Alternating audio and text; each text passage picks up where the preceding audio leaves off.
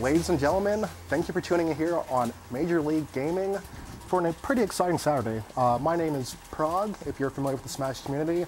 Otherwise, you might know me as Winton Smith, and I have the pleasure of being joined by the one and only Solid Jake Kalinsky. It's exciting to be here, man.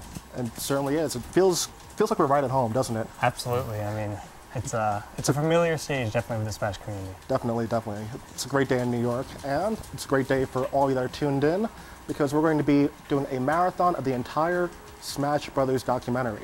We've got some interviews throughout the day, possibly a couple of exhibitions, but stay tuned, it's something you don't want to miss. And don't we already have someone on the couch over there? We actually do. We have the one and only creator of the documentary, Samox. How's it doing, man? Good to be here, guys. Yeah.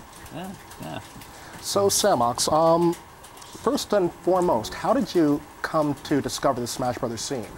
Well, it kind of all started when my brother really beat me up in the game. And, you know, if anyone has a younger brother knows, you cannot let that stand. So, like, I had to immediately get better. And after he kind of beat me up a little more, he showed me these videos of these guys who were actually pros and, like, knew what they were doing. And I just couldn't wrap my head around, you know, how was this possible? And you pull a little bit on that thread, and suddenly it's like, wow, there's this entire community of people that are dedicated to it. And I couldn't stop. Like, I became obsessed, and I had to find out more about these people. Well, since you're talking about these people, there are plenty of games that are out there being played competitively. Yeah. Why Smash Brothers? You know, I was one of those games that I grew up with, obviously, and like it had, I guess in the beginning it was all about, you know, the characters and stuff, like, did you play as your favorite Nintendo character, whatever. But I think more and more it became, like, it's such an emotional kind of game. And I think you can kind of see that on people's faces. You know, you see, like, there's a certain kind of game face that pros get. Everyone has, like, a different face. And it's that real, like, emotional engagement. And I know it's present in other games too, but I don't know, I felt it myself. I knew that kind of emotional roller coaster that happens when it's like back and forth momentum. So, you know, I went to, it was actually a Brawl tournament first, and just to kind of see the scene. And even then, I felt like the whole Smash in general just kind of captured my imagination.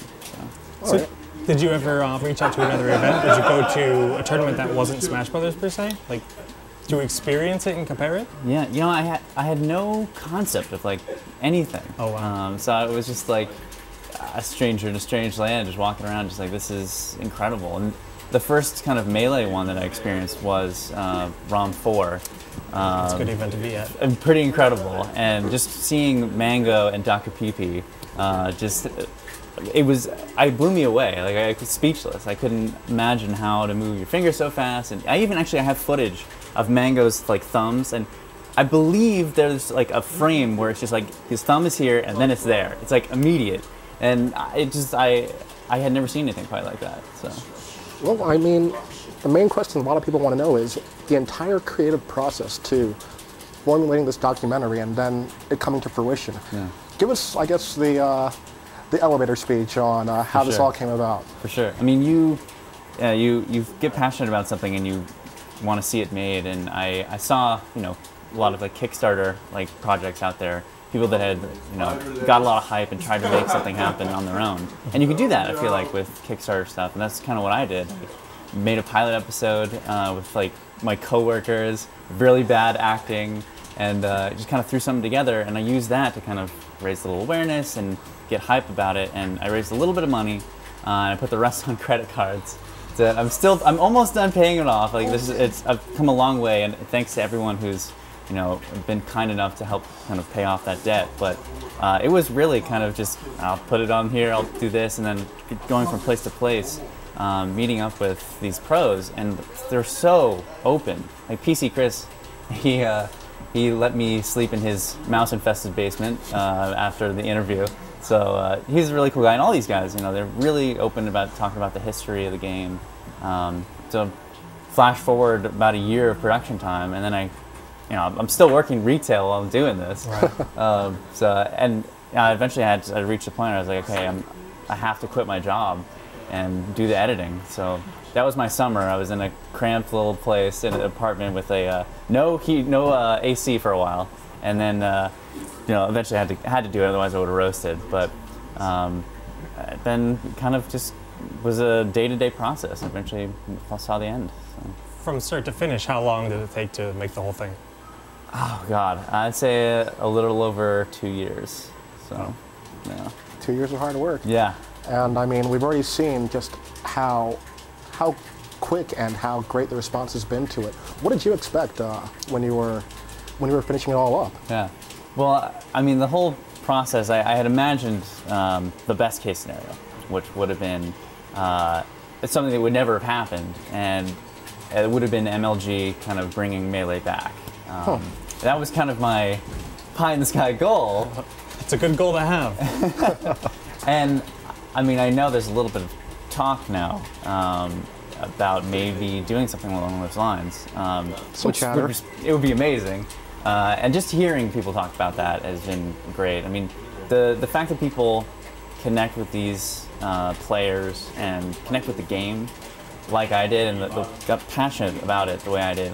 I get notes from people all the time just saying how much, they enjoyed like seeing their favorite game come back to life, and they had no idea that this entire competitive scene existed. So right. I mean, it's one of the few times you actually enjoy seeing YouTube comments. Exactly. It's true. I mean, even going to the MLG live events, the amount of comments I've gotten from people that are from STARCRAFT or Dota 2 or Call of Duty that are just like, oh my God, I never knew this community existed, and it's so huge. And I was blown away by the documentary. I mean, DJ Wheat in particular, he did a whole episode on the show. I mean, you were involved in that. So.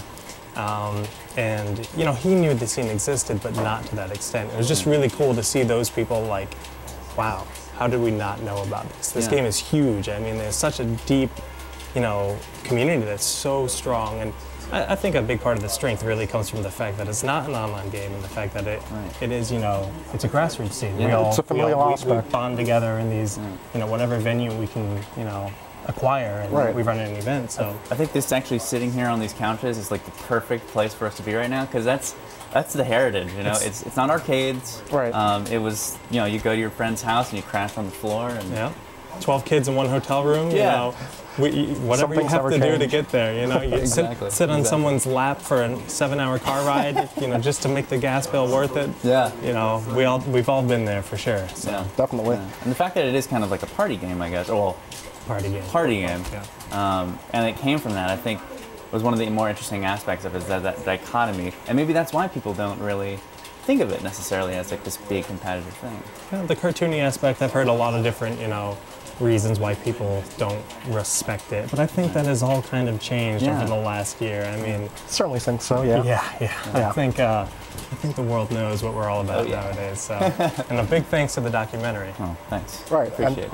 Actually, pretty soon we're going to get into the first episode. But what were you expecting to just kind of come across with in just producing the first episode? What did you want to get people to understand as you're framing the whole documentary? For sure. Well, I knew that, trying to get someone to watch a 9-part documentary series on any kind of like anything really is tough, especially like an obscure thing like competitive gaming. But I wanted the first episode to kind of bring you in as slowly as possible to the idea that this is something you might be interested in watching. And that's kind of why I wanted to leave a lot of like the big pow to the ending, set up like these are these guys. So I wanted it to start with a sting operation.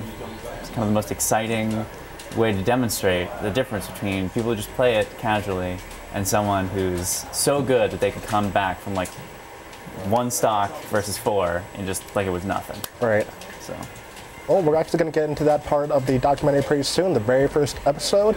Thank you guys for tuning in here on Major League Gaming.